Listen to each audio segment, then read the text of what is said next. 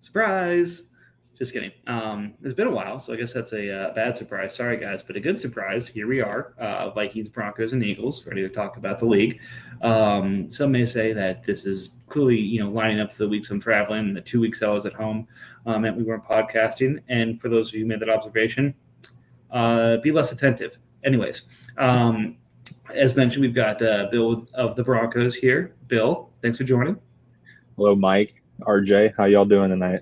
Fantastic. And RJ, we gave you a little bit of trouble about the beard last time we talked, and it's coming back with that mustache, man. I know. It's not even November yet, and you are ready to roll. Yep. I just felt like changing it up. Just conveniently, when I changed it up, we decided to start recording. So we'll look good. I need to see if we can get like a top hat to go on top of you here. You might kind of look like a younger Monopoly man. I might. I'll see if I can find one. Maybe next and I pod. can tell the ponytail's coming in strong here too, but the headset is blocking it. But oh yeah, man, it's good to see you guys again. But as mentioned, kind of the theme of tonight's episode is going to be good surprise, bad surprise, or no surprise, where we go through each of the divisions and talk about things that are good surprises, things that are bad surprises, and things that really didn't shock us because they're things we either saw coming or, just are status quo. So we'll jump in here. We'll start with the we'll go ahead and start with the bottom here, the NFC West. We've got the Rams at 5-4, the Niners at 3-6, the Cardinals at 2-7, and the Seahawks at 2-7. So I'll go ahead and put Bill on the spot here. Bill, you have a good surprise, a bad surprise, or no surprise from this division? Well, we were kind of talking about it pre-recording here, but no surprise. Seahawks hasn't been logged in for a month. Nothing surprising there. But honestly, I don't really have a surprise for the division generally. Everything seems to kind of be breaking almost as expected. The Rams is pretty much going to run away with this because they're the only team in the entire division with a valid quarterback. But yeah, other than that, everything to me seems kind of, as per expectation. Yep. How about you, RJ? I'm a little bit surprised at the Rams win-loss record. I thought it would have been a little bit better having some divisional doubleheaders the first 2 weeks. Well, other than that, kind of just expected. No quarterbacks, so not too many wins to go between the other three teams. Yeah, I mean, he lost to the Niners by 1.5 points. That was his one loss in the division in week 1. But yeah, I mean, other than that, he's just been, he ran into the Bears and the Eagles. But no, he played the Vikings and the Packers. He's had a rough out of division schedule so far. Yep. And I'll say, I'll go with a bad surprise here. That, with the state of this division, we're not seeing, and it kind of ties in to Bill, what you were saying around activity, more sellers. I mean, the Cardinals have been in trouble the first couple of weeks. I think they started 0-4, then 1-5, and now are 2-7 or something at that point. This is a great time to support some arms races. You've got folks in the NFC who are really all trying to gear up and make a run at it this year.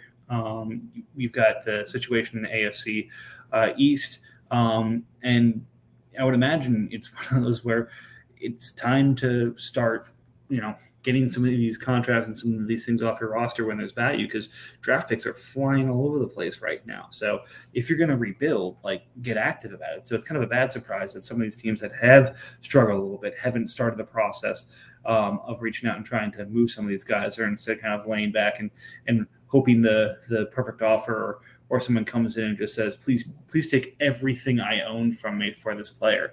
So Cardinals needs to move DeAndre Hopkins. Yeah. And he has a killer piece now with Devontae Booker. He's got a great option there. Yeah, I mean, if you look at some of these, look at the 49ers. He's got it wasn't the 49ers. Was it? No. 49ers has a whole bunch of like young pieces that I probably wouldn't move, other than Gronk. Yeah, he has get rid Gronk. of Gronk. Yeah. Yeah. Look at Cardinals. You got Devontae Booker. You've got Alexander Madison. You've got Nuke Hopkins. You've got Ricky Seals-Jones on a less than $1 million contract on a 1-year contract. That thing is a trade extension, just dream. It's like but isn't he only going to be viable for like 3 weeks until Logan comes back? Is Logan coming back in 3 weeks? I know he got put on the IR, but it sounded like I thought it was just a tough hammy situation. I don't know if that's anything worse than that, but that's what I thought. I thought he was coming back. I didn't think it was season ending. It's not going to be Jay Sternberger. Looks like I'm not going to be able to sell him. But like it's interesting because like the Cardinals, like I've like been like debating on DeAndre Hopkins just because like I'd need something, right? Like I need points somewhere, and I've offered him Antonio Brown and Sammy just for like cap coverage purposes, along with like a 2. I haven't heard back, and so I just like revoked it or whatever. But like that's the best I've been able to think of. But yeah, Devontae should bring him at 2 easily. I think that's a couple players too much just off of that contract. I know, but like it's just it's desperation in my season, But like Gronk, with the who was it, the Rams? No, the Niners has Gronk. A solid second or third rounder, maybe more. Yeah, I had a conversation with him about moving like a first and James Washington for Gronk and a couple other pieces, and he said no because he didn't want to have to deal with James Washington's 5th-year option, which hasn't even been. Yeah, yeah, but he clearly that means he just wants somebody he can have long term in replacement for a Gronk. But yeah, I mean it's a division full of viable assets that could turn one or most of these teams into something really strong next year. Like the Seahawks, I have no idea what they want to do, but they could move Deontay Johnson. They could move Colin Johnson at this point with the way the Giants receiving core is right now. Like, I don't get it. I don't get what the lack of response is. Yeah, there's a lot of really, really desirable pieces on that team that hasn't logged in 25 days. Yeah. I think that horse is headed to the glue factory, so we'll move on to the next division here. Let's start with something that I would say is a good surprise. I'll take good surprise here with the NFC East is the Giants. I think looking at this season, we saw sort of course, RJ and the Eagles and the Cowboys and with the Giants, the moves they were making in kind of a rebuilding form. But the Giants are above 500 despite their best efforts. And even with the he's traded for some future assets in the meantime. But again, he's got himself in a situation where he might just mess around and find himself in the playoffs. Like if he's able to add a decent cheap tight end, I mean, well, think again before you say no. Okay.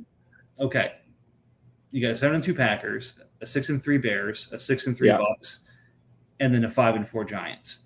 He's the 8th seed in the NFC right now in a game back from the Buccaneers. You're really going to tell me no way? Yeah, because his running back core is going to fall apart because McCaffrey's coming back in like a week and Chuba's going to be useless. And Kadarius Toney is going to be irrelevant for the most part whenever Sterling and Slayton come back. Mm-hmm. And there goes his whole offense. Except for Javonte Williams, he's not very good. Well, no, I'm not saying anything about Javonte. I'm just saying like the pieces that he's using that have been working for him, the half of them are going away. And if Rashad Bateman comes back, actually does play this season, that might be a saving factor for him. But you're definitely right. If he finds a tight end like Rob Gronkowski, he could make something actually happen there. If everything falls in line with people that aren't, that are on IR right now, staying away from the team, letting the players that he has play. But yeah, I mean, I don't know. I think he's gonna mess around and win enough games to be middle of the pack and really hate where he drafts. Well, I think he's already there with 5 wins. He's probably at the end of the top 10 into the early teens at this point. So kind of like, and we'll probably get to this surprise later. Another team said, if I'm going to be there, I might as well try and make the playoffs and win some money at this thing instead of not necessarily be able to rebuild like I wanted to. So, like I said, I'm going to count that as a good surprise because he's exceeding my expectations for the team rather than maybe having it not go his direction. So that's a positive spin I'm going to put on this thing. I mean, he's got like a weird rest of schedule though. Like he's maybe 4-4 the rest of the way. It's a very interesting schedule. That's still 9 wins. Yeah. And I mean, that's best though, I think. But I don't know. I'm probably very negative towards the idea of, his team more than I potentially should be. Well, he still has to play me. He still has to play Cowboys. So those are 2 more wins. Good. I agree. Good surprise. Because it's a positive win-loss record for the Giants. It's a decent team if we were to start buying things right now. I know ideally he'd like to sell things, but I just don't know if that's going to be a reasonable thing to do to start to I don't want to say dismantle, but like thin out a team that's already going to be forced into some wins. Might as well just like make an effort of like getting younger, and if you happen to get young players that are productive now, like that might be the angle that he might want to take. Right. Again, doesn't have to be injured, doesn't have to be but kind of get the right guys at this point. Right. Washington, I'm not shocked. Team's really good. Running backs are kind of worrisome right now. Yeah, he might be some of stuck. them can get healthy. Yeah, he might be stuck right now on the running back side. Yep. Yeah, I was going to call his wave of injuries a bad surprise. I mean, Chris Carson, Dalvin Cook, and Myles Gaskin. Gaskin struggling all until last week, where he scored all of his points this season. But you see the number of red letters on that offense, which is supposed to be the thing that carries him. Yeah. If not, Juju's gone for the season now. Yep. And then look at the defense. I mean, he's gotten some good contributions from Perriman and others because of an injury he was able to step into, but it's definitely a bad surprise. I mean, I think he'll be able to weather it, especially in that division, but definitely not the team we thought we were getting. And, sad to see him finally lose a regular season game. A nice streak he had going there, but, unfortunately all good streaks have to come to an end. Yeah, it's going to be interesting to see where he falls. He's probably going to be one of the top 3 seeds in the NFC, and he might be one of those top seeds that gets the early exit. But you never know. Plenty of time to trade. Yeah, plenty of time to trade and move around. I mean, so he gets DeMarcus Lawrence back, which like helps his defensive ends greatly, and that's he just needs to get some depth on offense. Big shocker, Darnell Moon, he's a really good football player and he's putting up fantasy points. Who would have expected that? Yeah.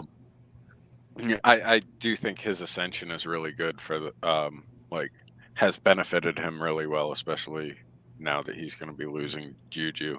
It's more of a finding a capable wide receiver 3 rather than finding like a wide receiver 2 and having a whole bunch of like wide receiver 3s try to take that role. Yeah. I'm shocked at Tyreek Hill's output this year. And then it's below average. Yeah, 47 points in one game. I always forget about that. Yeah, it's below average. His output is very, very bad for his expectation. Yeah.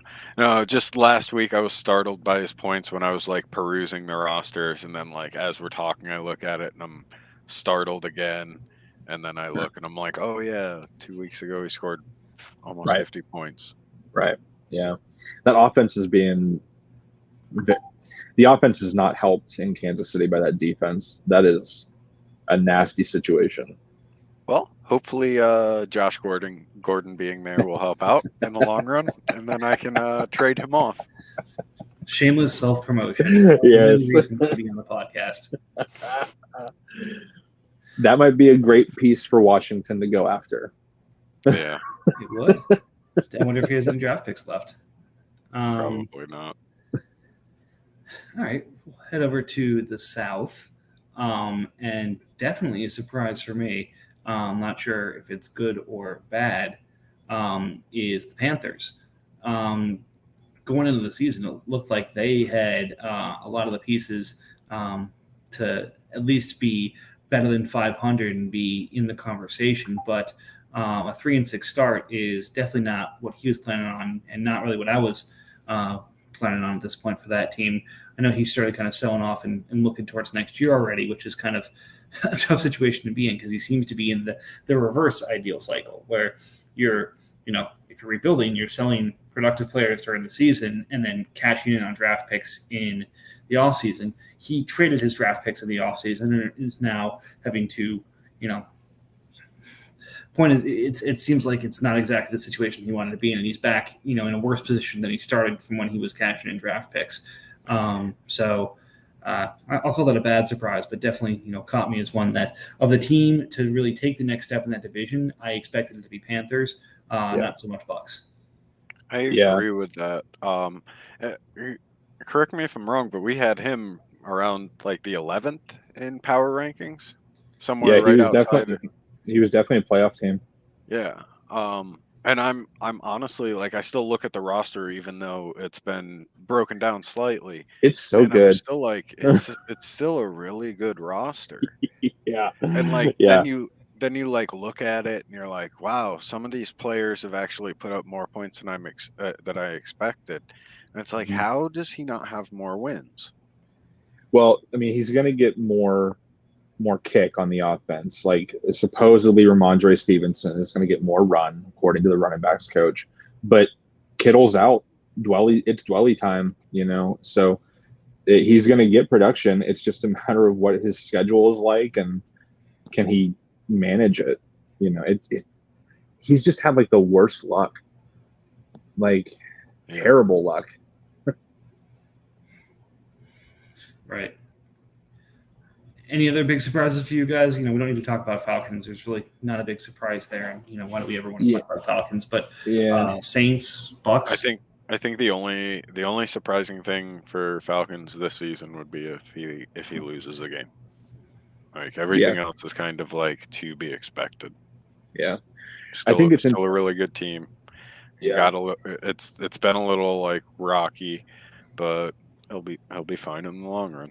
Yeah, I think it's interesting that Saints has sold off a bunch of pieces. The big one primarily being the one with the Pats recently. But I think it's like very interesting that he's not selling off guys like Sony Michel or Aaron Donald. I know they're on the bait, but he hasn't sold it yet, though. That's the thing. Those names have been on his trade bait forever. I know I've personally inquired about them, but it's one of those things. You won't pay the requisite price for Aaron Donald, which is like 11.5 first-round picks. Right. I'm not paying that for $25 million. Right. And I don't think it's that unreasonable to ask either, because he's like, you don't need another defensive tackle on your roster. Right. Right. But he's also not producing for $25 million. If you watch your mouth, he most definitely is.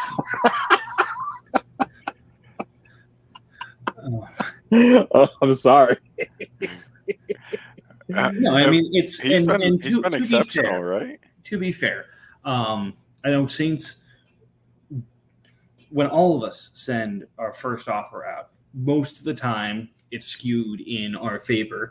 The degree in which it's skewed in our favor is a level of a little bit to, I'm sorry, what? Yeah. But upon counters that I've sent and the Pats have sent and other teams have sent, he's accepted. So it's one of those where, he's taking his own prerogative to get something out there about Donald, and by all means shoot for the moon. But where I've gone after pieces, thinking what I thought the value was, when he's come back, it's been at least in the realm of planet Earth, where others, where I've gone after premium pieces, they want George Kittle back. Yeah. So it's like, okay, fair. If that player was on a decent contract, I'd consider it. But at the contract they're on, yeah, not going to happen. But again, you live and you learn. I do want to take a couple minutes to show some love to Bucks, who is a huge, good surprise, I think, in that division. At least by everybody else's opinion. I personally thought a little bit higher of this team, just because I knew how motivated the owner was to put a quality team together, and he's doing it. Mm-hmm. It helps that Zach Moss is killing it this year, and that Teddy has stayed healthy. Yeah, I like that he has both the whole Buffalo backfield. Yeah, that was something that I had tried to accomplish at one point and failed. So he's covered it. He's covered it QB with the Broncos, and he's covered it running back with the Bills. It's a good structure. I mean, his only downside right now is that Sterling Shepard's been injured, and that hasn't even really impacted him a whole lot. Well, he got Sterling Shepard for me, so okay. So basically, what you just mentioned, he got from me. He got Drew Lock from me. He got Zach Moss from me. He's got Sterling Shepard from me. So, fuck you very much. But you know what? It's interesting because like he's benefiting on defense, especially from Sebastian Joseph Day having a killer season, and it's pretty remarkable. He's just kind of like got his team aligning at the right places. Yeah. Life's good when Aaron Donald's double teamed every play. And you know who we got him from too? We're you're basically finding the players on his team that he got from me, Broncos. You did this in advance. You did your research. Hey, right. Maybe you're not on the podcast anymore. Whoever had Sebastian Joseph Day at some point got him from me while he was on a 1-year deal and extended him. So I don't want to hear it. I traded him for a ridiculous steal. False. Did you pick him up in free agency? I got him in free agency last year. Oh, wow. Oh, so some other fool let him go. Because I didn't have him the year before. Anyways, now on to the division we really wanted to talk about, the NFC North. Yeah. Right. Oh man. Is it crazy that the Lions has won 2 games? A little bit. That's nuts to me. Let's see, who does he play? I gotta look at the schedule real fast. So we beat the Cowboys. Okay, so that was a coin flip. And who's his other win? Me, I think, probably. No. No. He beat the 49ers. He did, yeah. Basic rule of thumb, if somebody is actively tanking and they beat your team, it's probably a good idea to start selling assets. Well, Lions knew that. He's been selling assets for a while. He honestly likes a lot of the pieces that he has on the team right now. He's kind of out of assets to sell, though. Like Emmanuel Sanders. Who? Emmanuel Sanders. Manny. Oh, wow! I didn't even realize that he was. I missed his name entirely. Yeah, like it's Manny, and that's like it. I'd probably try to extended Harold Landry too. Like I'd try to get rid of Bud Dupree while people still know who he is. Yeah, the problem with that is going to be his points output versus his contract. Yeah. You know, and Harold Landry probably won't get moved because he's got 3 years left on a rookie deal and is killing it right now. He's already been extended, so that 3.4 is locked in. It's not a renegotiation. I mean, I don't know. Like, he's still going to be able to finish to the bottom or near the top of the draft without moving him. But yeah, I'm not going to make him an offer. Yeah, this is like the tank that I should have tried to do last year. Not sell off everything and still keep pieces, and just suck because my team doesn't have anybody like supremely relevant. So Um, I think if he sticks with it, he's gonna do that like alternate tanking that like all of us say is a good idea and don't do, which is slightly build your team up, maybe lose for 2 or 3 years, and then like take your quarterback in like the last yeah, draft. yeah, And but all of us idiots, we just take the prettiest quarterback and then just sell everything else off. yeah, yeah, To his yeah. one hell of a And some of us are going to sit here and waste a $35 million QB1. Waste him for the next 10 years, whatever. right. You got plenty of time with his age to figure it out. Oh man, but It yeah, must- I mean, go It ahead. must be nice for the Lions to know that they could try to trade off Tommy Tremble to half the league for a first round pick at any point, and all of us lunatics would bite. Just don't give him to Matt. Yep. Don't move him to the Chargers and let that be a thing. I mean, Bill, I think you know what your purpose in life is right now. Is to acquire Tommy Tremble. Oh my God, I would love to acquire Tommy Tremble. I don't have a third, and that's probably the most I would give for that guy. Again, it's one of those things where again there are a couple players taken in the second round this year that it's like I wouldn't give more than a third. It's like, oh, they were taken in the second, so I don't think that person's going to accept it. Well, no, I understand. I'm just saying, like my team is not in a like he was taken at 230. So first off, a third is fine. A future third for a second. I love the logic. You're going to do well here. See, you use the selling point of it's before the comp picks, so you Right, exactly. You can't lose. Exactly. Oh man. And you No, wonder why Jeremy told Jags to stay away for the full week. Man, I wonder how many Derrick Henry offers that guy has just waiting in his inbox. Well, I mean, I had a I did not. I had a Cephas offer out there. Yeah, and now he's And the offer hurt still for the stands season. if he's hurt. Yeah, that's Yeah, even better. he's down for the year. Yeah, yeah. I don't know. I just want to like figure out my own team before I try to do anything. Well, before that, we have to talk fondly of I the know. rest of the NFC North. I know. I think Do we I think- have to. Oh, we do, and I think one of the good surprises for the Packers, not the Bears, is Packers in second.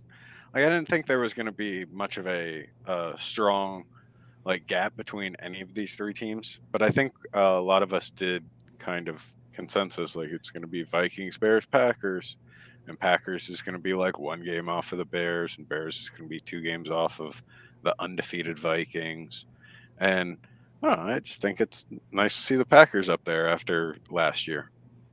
I'm not surprised that Packers is in second. Like looking at Really? looking at rosters between him and Bears, I'm really not surprised. You know, I don't know what moves have been made preseason versus in season. I don't pay attention enough to that side of things, but you know, like if I had to guess who would be the challenge to Mike, it would be Jeremy. That's fair. Well, and I need to find the deal here that really set this up. Well, Jeremy did a fantastic job of accumulating like quality players that were injured last year. Yeah, But like they weren't like this player's good, but he's 30 going on 31, Mhm. or like 26 going or 25 going on 26 with like a 5th-year option that's undecided. Like Yep. he got guys that were like firmly entrenched in their position. And then also had like Nick Chubb, who was banged up last year. So Yep. Him and Sutton, and then somehow I don't know when he traded for Cooper Kupp, but that worked out that was sometime. immensely. I don't know if it was after the year flipped over, but it was for a fairly early pick. I want to say it was like Okay. 109 or 110, something like Okay. that. It was one of the trades where I said I liked both sides of it. Okay. I think it's interesting that like I'm just like going back and forth between Packers and Bears. Like they're basically fighting for positioning strictly off of Nick Chubb versus Kareem Hunt. Well, Packers. Okay, so for me, it's like Packers has all the fancy, flashy names, which Yeah. like they're no slouches by any means. But like Bears has the best ball team. Yeah, I guess that's a fair way to look at it. Yeah. Plus, again, much as Bill was giving me shit for setting up Buccaneers, you look at the two trades that Jeremy's made with the Giants this year. He got Lamar Jackson and Trace McSorley for Tua, and got picks on top of Lamar Jackson. So he wasn't adding to Tua to get to Lamar, especially after the night Lamar just had. He was getting picks to give up Tua. Yeah. When you have a rookie contract quarterback, they become like drugs, and you have to have them every like 2 years. Mm-hmm. So you don't even have to think about that 5th-year option. I don't know who I told this to. Like, it was speaking of rookie contracts, but like I was talking to somebody, and I said, I know a lot of people are calling for Mahomes, but I think the only person that I would trade him away for would probably be Justin Herbert. And guess who owns Justin Herbert? The guy I can't trade Mahomes back to.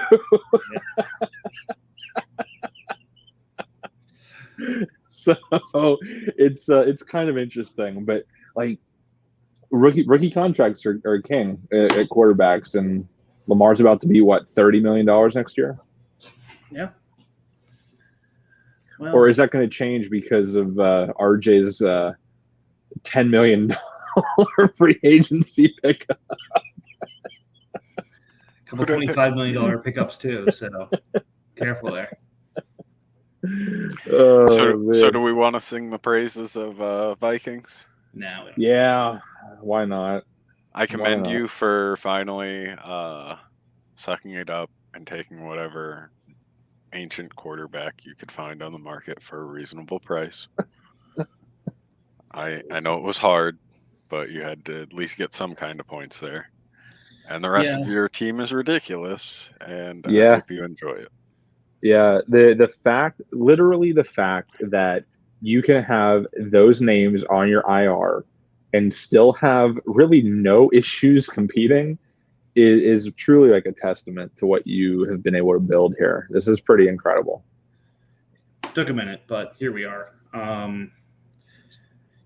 Again, it was good luck. I think, and I still think the right price was paid for Matt Ryan. I think Blake Martinez will come back fine, and then that second's going to be hopefully late. But for a $30 million Ryan, we got to the right spot there. But it's a challenge now to try and keep the cap flexibility to have these guys come back. And by the way, if anyone wants to sell me a decently priced tight end, I'm in the market. Not a $20 million guy, but something that might tide me over until when George Kittle returns from his current date. You're not just going to offer to swap George Kittle? If you want to swap George Kittle, I have a wide receiver tight end hybrid on the Saints. Tell you what, you give me George Lance, I'll talk about giving you George Kittle. What? George Lance? Who the hell is George Lance? Oh, you want my Trey Lance? You want my quarterback? No. Yeah. No, if you want to talk about Trey Lance, finally, I'll talk talking about George Kittle. He's hurt. He's no benefit to you. Sure. There you go. All right. Should we talk about the AFC now too? I guess if we have. Sure. All right. Let's go a little out of order here because they're a little bit out of order. Let's start with probably the best surprise in all of the league, which is the AFC East. Like let's not. I should have led with this. This is what I get for trying to be funny. It's talk about the AFC East. The AFC best. 2 6-3 teams, and again, what they could end up being 3 6-3 teams because Dolphins won their matchup with Texans by like less than 2 points. Yeah, it was by like a half point. 0.22. Mm-hmm. Yeah, I can't wait for Thursday. It's going to be so interesting. If Muhammad Al-Qadin's sack gets changed yardage-wise by any amount, he loses. Like, that's how thin of a margin. Or Greg Rousseau's even? Yep. Wow. Man, yeah. I'm very impressed. Like, Pat's literally a week before he went all in, we were talking about a deal that would have gotten him like Antonio Brown, and I would have taken like Hunter Renfrow and Brian Edwards or some nonsense like that. I don't know, but he was like, he thought about it for like 2 days and was like, fuck it, I'm going in. And he really went in, like didn't hold back, went in. And I love it. Like, it's going to suck because this division is going to keep me or Raiders or Chiefs out of the playoffs, but it's really cool. Yeah, I want to pull up these trades. So he's made 7 trades in the last 30 days. Jesus so Christ.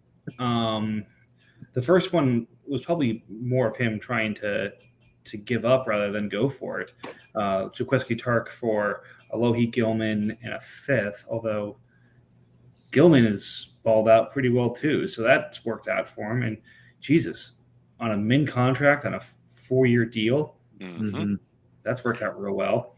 Then the Raiders first and the Tampa first, which both looked like 2 mid-rounders, with Davis Gaither for Sam Darnold, is a steal, especially considering the way Sam's been playing. Yeah, working out great.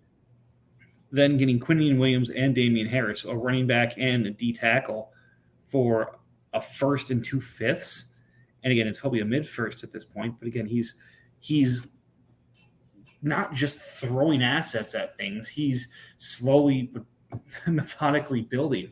And then the Dawson Knox breakout has just been, the biggest and best surprise for him. And what do you give up to get that? Brian Edwards, who's underperforming, Adam Troutman, who's underperforming, 2/3, and then his 23 first. And the way he's playing, like, that's not going to be anywhere outside of the bottom 15. Do we all want to take a minute or two to sulk about the fact that Saints has declined every Dawson Knox trade since he came into the league, and now he finally trades him?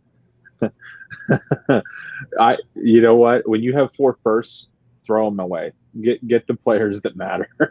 Like, I mean, good on Patriots for being the one person that finally paid up for him. But right. I lowballed the Saints so many times, and he should have just taken it. But then my favorite is the 2-part combo of his last 2 trades. So he did a Kenneth Murray flip with a 3rd to get Ogba, to get him at the end. But then he traded his 22 second to get Alex Highsmith and Jamal Adams from you, Bill. Then he takes a 5th and Highsmith and gets a 3rd back. And it's my 3rd, so it should be late. But basically, he took a mid-second, got a starting safety and a decent linebacker, and immediately flipped the linebacker for a 3rd-round pick. Yeah, he took a 2 and turned it into Adams and a 3rd. Yeah, like, that's pretty great. Yeah. I feel good and bad about the trade that I did with him. I feel really good because Jamal Adams is proving to be not worth that $20 million in real life and in fantasy. Like, he's just not worth it. He's still top 5, but they are not using him right at all. And I tried as hard as I could to get a 1st out of that fucker. He did not go for it. And, I'm just hoping that somehow he ends up being just right outside the playoffs, so I don't have to worry about the 2 being too far down the line. But yeah, Highsmith and Adams were both underperforming heavily. And again, he's going to be so upset because usually we're shitting on him and he gets good results as a result. Now we're praising him and, everything. But one last comment before I get off the dick is he still has 2 firsts and a 3rd this upcoming year, and a 2, 4, and 5 the next year. So he's still shopping. Yeah. It's crazy. I wonder what he's gonna. I wonder if he's gonna end up overpaying with one of those firsts at the trade deadline just to make a final move. And again, he has $26 million in cap space too, so it's not like he's sitting here hamstrung by a lack of ability to buy pieces. Yeah, Like, Well, I was talking to him about that because when we were talking, I had initially sent out, a first plus whatever for DJ Moore because it was between him and Brian Edwards I was trying to get, and he's like, no, I want to hold on to DJ, and I was like, you sure? He's about to be like crazy expensive, and I'm planning for it cap wise, and I don't know if his cap is going to work anymore because he picked up a bunch of multi-year contracts. So what's going to be interesting is earlier in the offseason, he probably shouldn't have, but he added 2 more years to Gardner Minshew. Mm-hmm. At some point, I wonder if he just kind of takes his medicine on that and eats that at the end of the season, with the idea that 8.5 hit this year, but then drops to, I think, a $4 million hit the following year, and can start kind of working off his cap and then kind of reinvest that into everything else, because you're absolutely right. He's going to have to pay for Darnold in 2 years. I bet he renegotiates Gardner Minshew. Can't. Got to add 2 years. You got to add 2 years. Okay. You could, but maybe that's something he does next year. I don't know. Maybe Keanu Neal gets the renegotiation this year, but again, he's still got the $26 million in space, so it's not a matter of him running out of space. It's kind of what else. He could probably use another running back and could probably use another D end and or linebacker. So does he go defense or offense with this, and does he kind of try and pick up pieces around the edge, or does he try and make that one big acquisition to get him up into the mid 200s of the point scores? So again, really fun team to talk about. The Jets, again, Santee somehow messing around and staying in the middle of things. I think Jared Goff and him actually playing above average in Detroit has been a big part of that. But, I guess one of his 8 running backs has to be a usable piece each week. And then the joy that is Devontae Adams, dear God. Yeah. Well, he's about to get a lot stronger because Damian Williams is going to be carrying the load for Chicago for a couple weeks here. And yeah, I mean, this division is ridiculous. This is so crazy. Like his and Javon Hargrave out of nowhere is having a career season. Points? Yeah. Fuck. Yeah. He's DT1. He might be Defender 1. That I don't know. It's possible. Player stats. He is. Yes. He's the highest. He is the highest scoring defender thus far. By how many points? So he has 112. Trayvon Diggs is second with 107. Diggs is 100. That's so ridiculous. And then those are the only defenders in the top 32. That is so ridiculous. And then the next high, the third highest defender is Myles Garrett at 97. Jesus Christ. Dear God. That's crazy. Career year. Fletcher Cox is doing nothing, and Hargrave is doing everything. Yeah. He's also playing 99% of the snaps. Yeah. Which is helpful. Mm-hmm. Yeah, but the Jets looks great. I really like the Bills, though. Oh, yeah. They're excellent. I can't imagine what's going to happen with him as far as tight end goes. But, man, I really like that. Tim Patrick's very, very nice piece to have right now. Yeah, the challenge is going to be he's only got $2.2 million, and he still and that's with Jarvis Landry on IR. Mm-hmm. So that's going to be a squeeze at some point when Landry's coming back, though, right? Yeah. So when Landry has to come off IR, he's going to have to either make a move or cut some cap here in a hurry. Yeah. Although, really, 10.5 on Danny Amendola. I know he was probably trying to get above the cap floor, but no, I think that was like after week 1, whenever he had his 14-point day, and we were going after our first run of waivers. Oh, that's right. Yeah.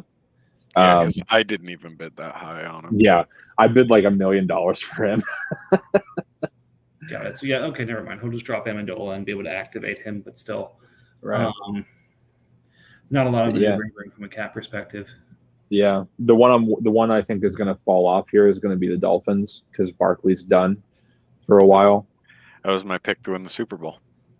Really? Yeah, in this league.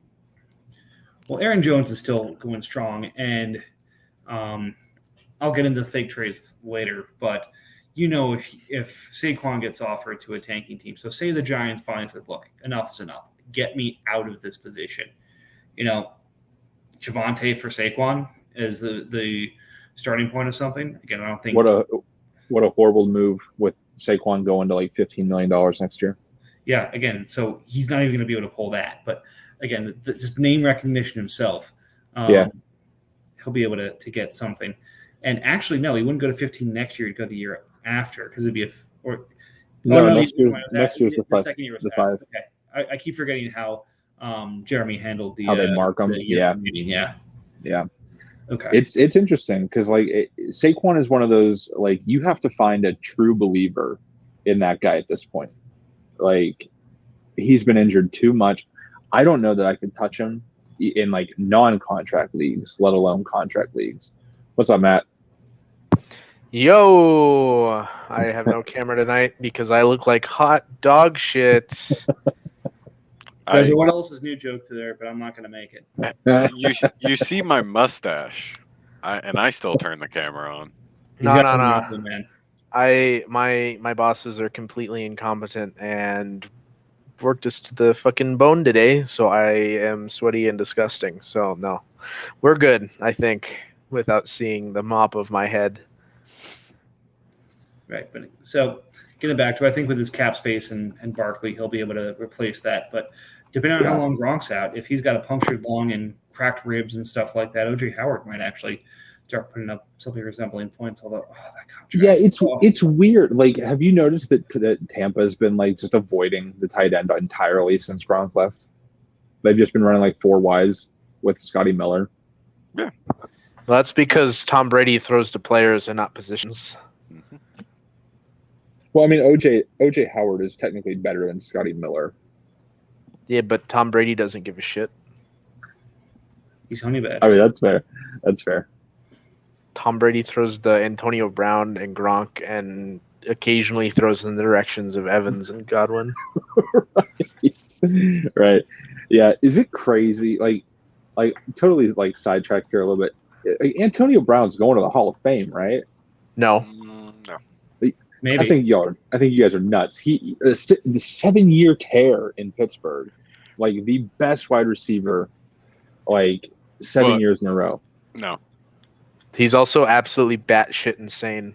So is Terrell Owens. He's in the Hall of Fame. But Terrell Owens is a totally different type of batshit. You basically just asked, would a lesser version of Randy Moss with only his Vikings years make it into the Hall of Fame?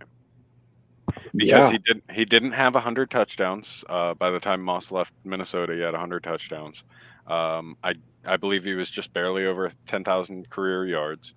No, that's not a Hall of Fame wide receiver. Antonio Brown has 7 years, over 100 catches. He has a Super Bowl win with a great game performance. It doesn't matter. I mean, now versus later, like whatever. Yeah, Randy Moss doesn't have one.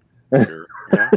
You know, Sure. But it's just one of those things. Like, yes, he's crazy, but like, it's clearly like the effect of like having a calming force of Brady, right? Like, if he kills it last year, this year, and maybe even next year, it's like a guaranteed Hall of Fame lock. I think he's already in personally. Maybe not first ballot, but I think he's already in. But that's just a Steelers bias potentially. I think Torrey Holt just crushes him in every statistical category and has like just as many or more rings. Do you consider Torrey Holt better than Antonio Brown? Depends on what era you appreciate it. I think Antonio Brown is a top 3 receiver all time. All right, put down the bong. Like, he just is. He just is. He could have been, but then he went absolutely batshit insane. But he's still producing. Like, that's he's still good. Bad surprise. Moving on. Okay. Let's follow up the biggest good surprise with the biggest bad surprise. What the hell is happening in the AFC South? Everyone's vying for 101. It's crazy. Why be good when you can be bad? I mean, no, everyone's vying for 102 because nobody's beating Archie. For 102. I mean, the Steelers has a pretty good lock on 102, it looks like. Yeah, I'm pulling for the Steelers at 102. I hope they do it. Yeah, the only team I could see being 102 over that would be the Lions. Well, the Lions have 2 wins, don't they? Yeah. Oh, wait, sorry, never mind. Yeah, so Steelers has that locked up. Jags is too far ahead because he won't talk to anyone and sell off Derrick Henry and get rid of his points. But he's still 0-9. Yeah, the suspense on the Jags is going to be palpable. So to end the season, he has the 49ers, the Texans, the Rams, the Colts, the Cardinals, the Seahawks, the Saints, and the Titans. Literally, I think the rest of his schedule, except for the 5-4 Rams, are under 500.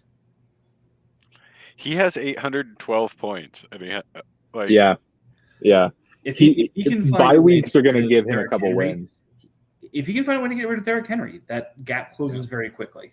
Yeah. If only somebody would trade for Derrick Henry. Yeah, I don't think it's going to be finding a way to get rid of Derrick Henry and more choosing a way to get rid of Derrick Henry. Yeah. But I commend him for still being 0-9 and sitting on the team for a couple, like almost a week now. I think it's been since he technically got access to the team. Yeah, 7 days, 23 hours, and 50. It's been almost 8 full days. Yeah, I think he's been smart to not make a move. I mean, who did he play this week? Maybe he should just log in and be active. Okay, yeah, now that he might be a mobile user. Yeah, dirty fucking. Well, that's users. Even worse than being. More accurately, he could be an application user, because I know if you log in from mobile through like Safari, it still counts. But right. Yeah, I don't know. It's I hope he doesn't turn into the other Jags owner where he's just as inactive. But I mean, he has like the most pieces anybody wants on the worst team. He's like prime sell team, and he's just not doing anything. I wouldn't say he has the most pieces, but he has a couple nice pieces. And by a couple, I mean Matt Judon and Joey Bosa, Henry, and I don't know if you sell Bosa though. You can't. So many nice things for Quintez Cephas, even with the broken collarbone. So here's my big question: who's going to trade for Derek Barnett in that $32 million contract? Can the Colts trade it to himself? Again, he was so adamant that was going to be a good contract. This is my really bad surprise. There was a time where I thought that might have been. In what world is that ever a good contract? You can't trade it. So during the spring, when we were bidding on free agency, I'm pretty sure I consumed a lot of drugs. Likely. So There's a chance. Proceed with what you were saying and ignore everything I just said. So the one reason he's a bad surprise for me is between Kyle Pitts, what looked like a couple of a viable best ball receiving core, Mike Davis looking like he was stepping into an every down role in Atlanta, and then getting Roethlisberger on the Chief, I could talk myself into him being a 500 team. But it just hasn't turned out that way at all. And then to close, he's got a very similar schedule, not surprisingly, to the Jags. So I mean, he could find himself around 500. But the question is, it's like, do you want to? I mean, he hasn't scored more than 200 points at all this season. So, it's a rough one. Like he had a great game plan going into it. And then Mike Davis lost his job to Cordell Patterson, and Ben's been subpar beyond subpar. Ben is who we thought he was. No, I thought Ben had a little more juice than he does now. He's got way more juice than I expected him to have. Really? Yeah, he threw the ball further than 5 yards down the field last week. It was insane. I cheered. Dude, I know people that actually spend like reasonable amounts of money on bets that basically account for just like, yeah, we don't think Big Ben's gonna throw the ball further than 6 yards of fucking pass. 3 weeks in a row, he's had over a 30-yard pass to, like, literally a 30-yard touchdown pass to Deontay Johnson. Yeah, but that's Deontay Johnson, not Big Ben. Well, I mean, Deontay gets, like, those are bombs, though. Like, we're, like, again, biased Steelers fan, but Ben has more than I thought he was going to have. Well, sorry, he has less than I thought he was going to have, but it's just, it's not even him. It's that fucking offensive line. It is atrocious. Like, it is bad. Way worse than I expected it to Man, Malik Willis is going to look beautiful in black and yellow, and I'm going to be thrilled to have him as the first pick in the draft. So I was talking to somebody about this the other day. What would you guys say to the idea of Baker Mayfield as a Pittsburgh Steeler? It's never going to happen. Why not, though? Because Cleveland doesn't appreciate what he does. He is a literal definition of game manager, and Pittsburgh offers him the weapons that he doesn't have in Cleveland. Why would Cleveland trade him? No, they wouldn't. You don't have to. Baker wouldn't re-sign after his fifth-year option next year. He would just bail. Why would he leave? I say we leave the NBA theorizing to the NBA and not the NFL. I mean, I'm just saying, like, if Baker's not appreciated, like, then he's not going to stay. Oh, I'm pretty sure he's appreciated. Yeah, I'm fairly confident in the idea that, like, he's the best QB that Cleveland's had in a long ass time. They may bitch about them losing some games, but I definitely think he gets a little bit more appreciation than you may be selling him for. They only film like 46 commercials starring Baker in their stadium every offseason. Fair enough. I just thought it was interesting. I mean, at least shoot for the fucking moon and say what's Rodgers going to look like in black and gold. Rodgers is not coming to Pittsburgh. I would love it. But there's no way. He's going to Denver next year, and there's really nothing else to it. My opinion, you go to Denver over Pittsburgh. Is that where they film Jeopardy? Pretty sure that's Los Angeles. I mean, I think you can get direct flights from LA to Denver and back. It's not that far. No, I think it's going to be Denver because he has to factor in Shailene Woodley and all that bullshit now too, right? I don't even know who the hell that is. It's his piece. It's his fiance. I know that. Okay. Okay. I don't know who that is. I know that.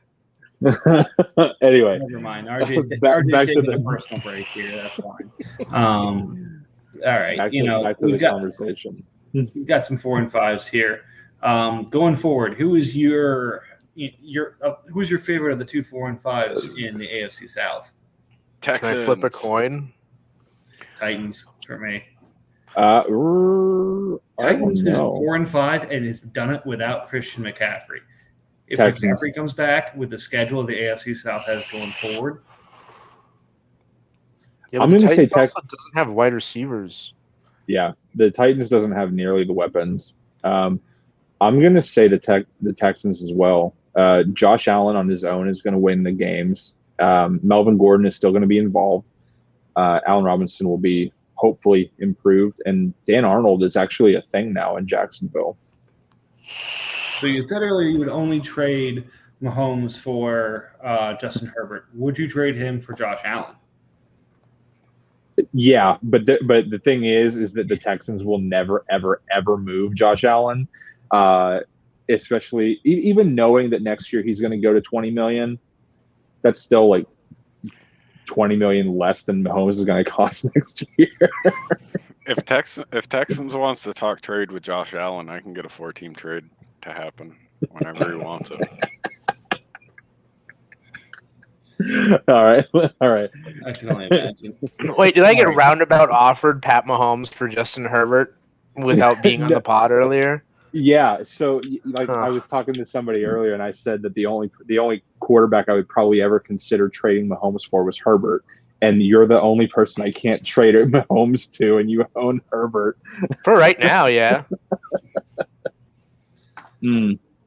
Oh, so yeah, it was all this talk of 4 and 5 has me thinking about the AFC West.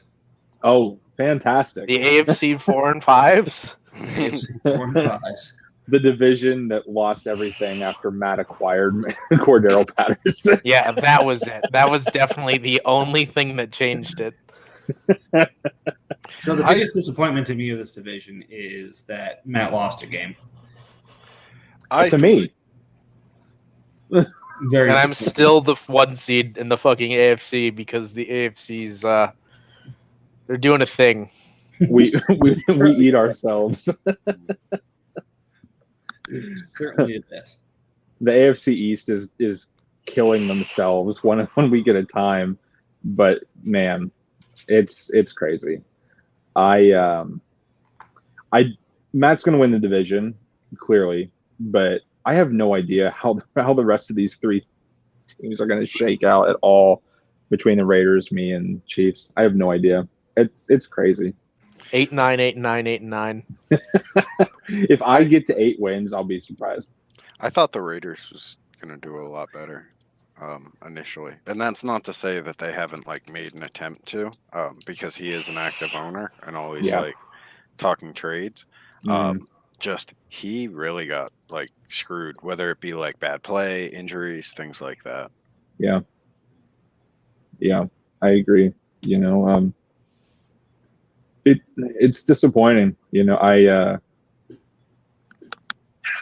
wanted to do better for myself here, but at the end of the day, I'm just trying to be 3rd place at this point.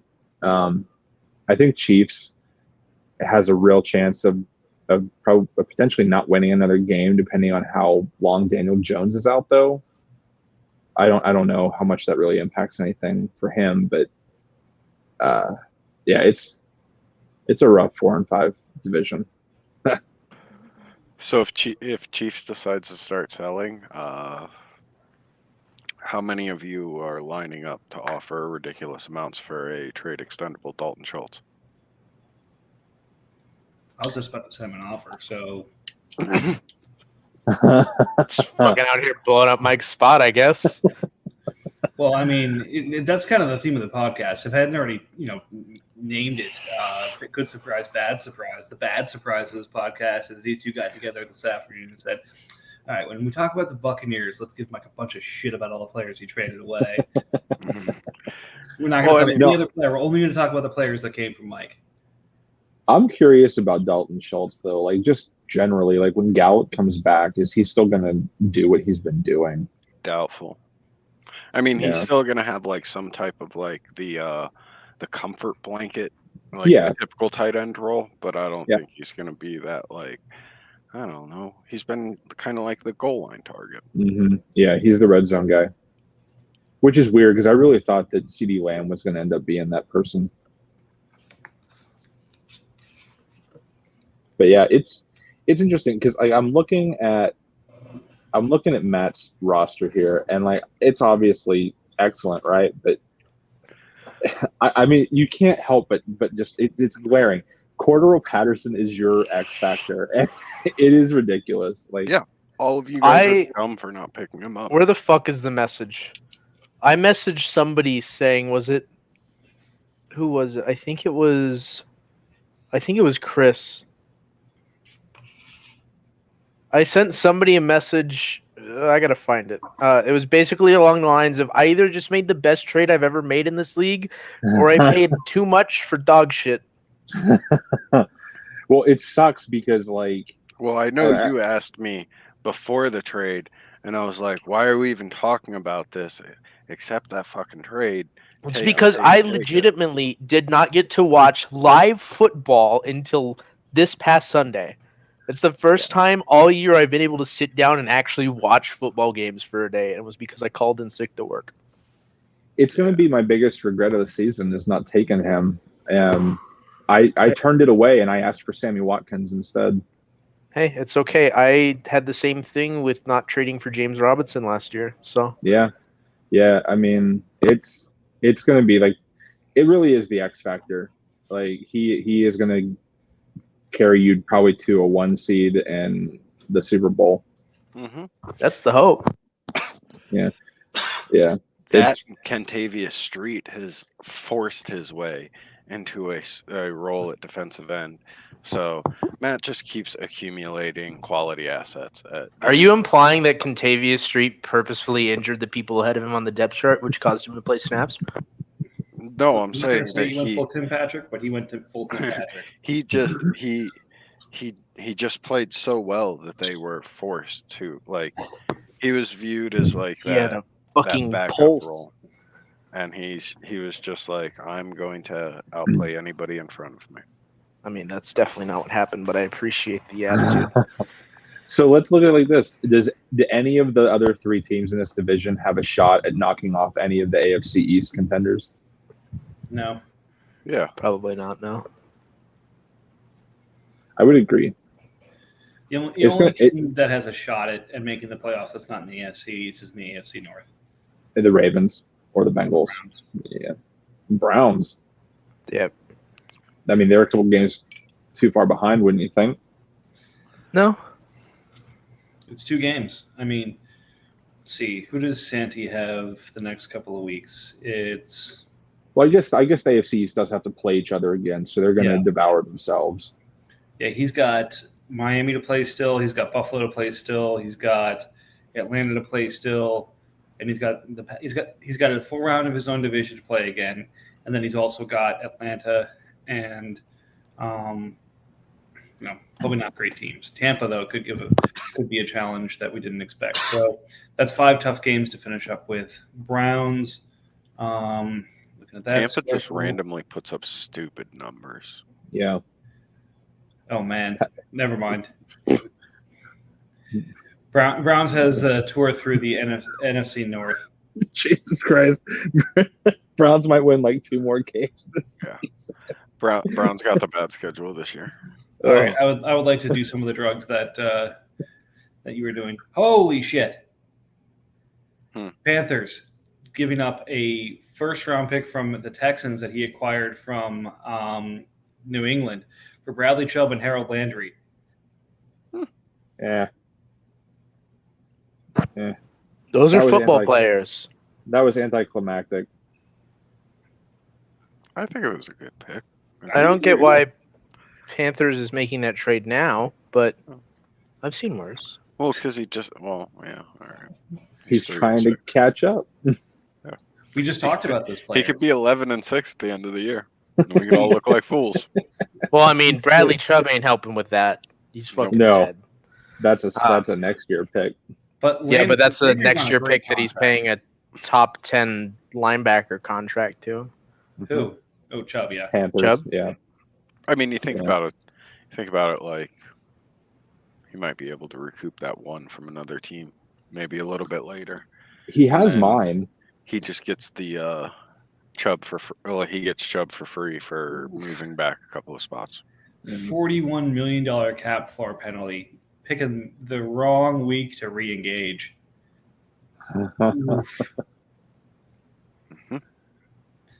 Anyways, I think my cap floor penalty last year was like $70 million or something like that. It was crazy. If anybody needs cap space, I did it right this year. For the most part. Okay. So we got the North to talk about still? Talking about the North. Steelers looking like they're wrapping up the 102 here, even with Mac Jones. But good news for him. I don't think he's going to have to fight anybody for Spencer Rattler if he wants him. Spencer Rattler may not even come out this year after that performance. I don't think I'm going to have to fight anybody over Spencer Rattler, and I don't have a pick this year. Nope. I would not be shocked if you transferred. No, I mean he did they announce who's starting next week? Do they need to? I mean, yeah, you got to. Like, you got your 5-star recruit at both. Is Spencer a senior, or is he a junior? Junior. So you got Spencer and you got your freshman. Yeah, you got to announce it somewhere. I mean, I'm pretty sure Steelers just takes Kayvon. That's a pick anyway. I love Steelers comment, and Chubb is a nice addition to the Panthers IR for years to come.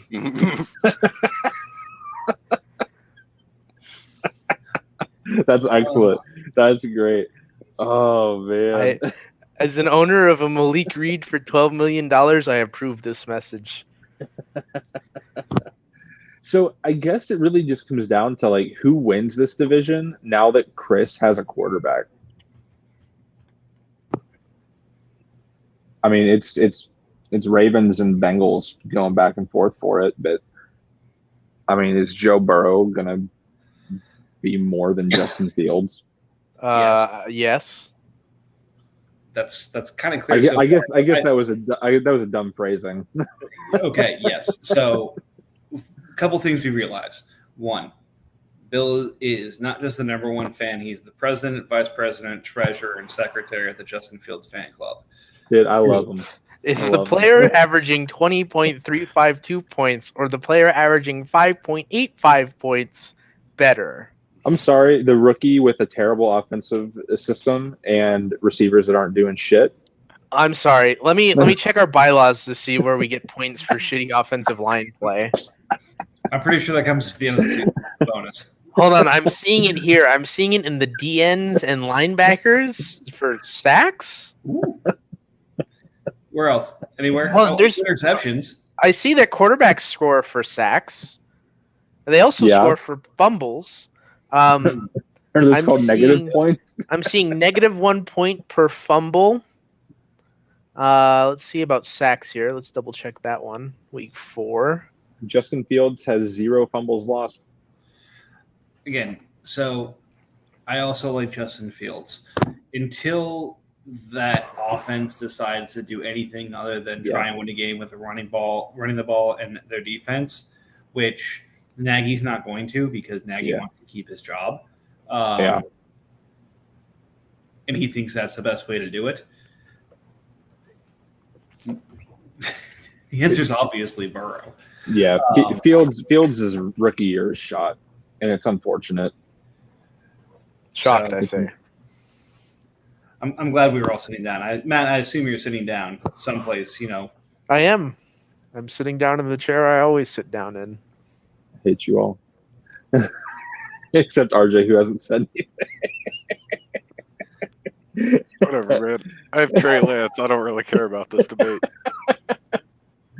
No, I mean, honestly, I don't know. Do they have the same schedule going forward, just in different weeks? Basically. Okay. So that's the thing. Injuries to Ravens receivers I could see being a problem. Granted, Leonard Fournette and James Robinson is pretty much the quintessential definition of found money. Mm-hmm. Mm-hmm. Yeah. And Zach Ertz is going to be the starter this week at least with Dallas not playing. Yeah. So, but I mean, does that even matter? Who's he playing this week? The Buccaneers. So that will matter a lot if Jalen Hurts can survive long enough to throw the football. No, the Ravens play the Bears. Oh, I thought you meant Ertz himself. No. So when you break it down, they both have ridiculously stacked defenses. Yeah. Ravens a little bit less known players, but probably younger and just as productive. Offense, like when you break it down, I don't like the Bengals running backs at all. No. Well, it depends on how long Carson's out. Yeah. Well, I still don't. I mean, does that matter with Geno Smith playing quarterback? No, it doesn't. Geno looked awesome for that last quarter. Who is Geno?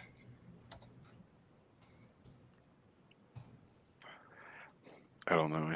I say Browns. Ravens probably takes the division, and then Bengals probably beats Ravens somewhere in the playoffs. I don't know. I kind of like Bengals offense a lot more. Yeah, because Bengals is designed for the playoffs. It's a lot of established vets that are going to step up later on in the season. Yeah, it is definitely possible that Amon-Ra St. Brown and Van Jefferson start stepping up. I'm mostly curious about what happens with Callaway for the Ravens whenever Michael Thomas comes back. All I know is when I looked at this team in the preseason pod, I'll tell you one thing I did predict. the two highest scorers on this team are going to be Mike Williams and Trayvon Diggs. Yeah, that's crazy. What a breakout year. Said that. Yeah, not shocked about the Diggs one. Yeah, I don't know if it was in the group chat for us or another league I'm in, but somebody was talking about Diggs being terrible in coverage, which is why he keeps getting thrown at. Yeah, I believe that was in this. Last year he had a tough year. Last year he didn't adjust the NFL very well early on. Now he has fully made the adjustment and is what do the kids say? Eating. From what I've watched of him, it looks like he's shit in coverage, but he's kind of just like baiting the quarterback to throw in the direction and just banking on him being fast enough to get to the point of contest. Or just like picking it off, period. Yeah, it's a huge comparison, and he's not at this level yet by chance, but it's very like Darrelle Revis-y. That style again. Yeah, not at that level. Not like I said, mean, if he keeps it up, he's at that level easy because he'd be having one of, if not the greatest, cornerback seasons of all time. Yeah, like he's not going to keep up 1 point whatever 2 interceptions per game that he's at now, but if he keeps having a pick every other week, like he's there. Yeah, it's incredible. The Diggs brothers have the best hands in the NFL. For brothers, sorry, not like literally. Current record for most interceptions in a single season is held by Night Train Lane. 14 as a rookie and 50. Yep, nobody will ever break something like that. Isn't Diggs halfway there? How many does he have? 7? 6. He has 6. 6 in 5 games. So you have 11 games left. Yeah, and then people will say, he did it with a 17-game season, even though he breaks it in like week 12 or something like that. Well, Night Train Lane wasn't a thing. I'm sure there's someplace that Matt and his big money friends can bet on whether or not he's going to break that record. Oh, I don't think those boys will bet on shit. Actually, you know what? Maybe they will bet on that type of shit. I don't know. They fucking like Santi's one of them, and he bets so many weird ass little parlays, and it's like we'll be halfway through a game, and Santi will be like, "Yeah, I bet like $30 and made $2,500,000," and we're just like, "What the fuck did you bet on?" He bets first halves. He just bets random parlays. Like he'll parlay like Josh Allen first touchdown score, or it'll be shit like Daniel Jones first touchdown score on like a rush, and then parlay that with like a certain wide receiver getting X amount of yards and another tight end on the other team getting X amount of receptions or some shit like that. And it's just like, crazy. Oh, hey, it hit. Yeah, the risky ones. The 79 that don't. Yeah. I saw like there was one guy on Twitter when Darnold did his 2 touchdowns on Thursday Night Football. He won like $13,000 off of like $20 or something like that. Sonny had a big hit off of a Niners game when Tevin Coleman was still playing. He bet he made like $800 or some shit off of like betting Tevin Coleman 3 touchdown score or something, and he bet like $5. It's crazy. Some ridiculous amount of money. I can never go that risky. Like that's the whole thing. Is but for $5, I just value. I only bet that shit. I just bet dumb shit. One day it'll hit. Prop bets are the greatest. All right, anyway. boys. I think that's an hour and 20 minutes. It's a good episode there. So thanks for joining for the conversation. It's good to get through these surprises. We'll see if we can get through a couple more thoughts in the next couple weeks here, but been a fun season so far. Still 7 more weeks to go before we get to the playoffs, and anything can happen.